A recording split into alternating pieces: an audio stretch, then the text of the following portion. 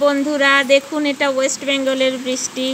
বৃষ্টি constant nonstop পড়েই যাচ্ছে। ভালোই লাগছে। পুরুলিয়াতে তো বৃষ্টি হয় না, তো এখন প্রচণ্ড বৃষ্টি। আজ 4-5 দিন ধরে আজও বৃষ্টি হবে। বেশ মেঘ এসেছে আকুল করে।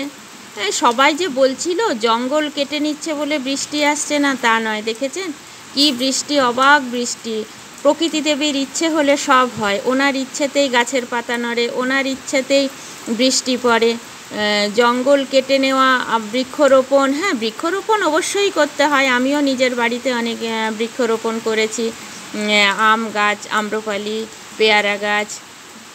যাই হোক, তো আমি যেটা বলছি যে ওই বৃক্ষ মানে বন কেটে নেওয়া হচ্ছে বলে বৃষ্টি, তা নয়। কিছু জানেন তো, অতিশয় কিছু ভালো নয়।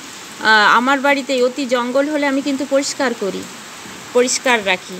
তো দেখেছেন কি সুন্দর বৃষ্টি, ওটা কোনো কথা হলো না। সবাই বলছে এবছর নাকি বৃষ্টিই হবে না। দেখেছেন বৃষ্টির ছাড়ার নেই।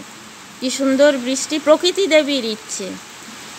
দেবীর ইচ্ছে হলে সব হয়। খুব সুন্দর বৃষ্টি অনুভব করছি।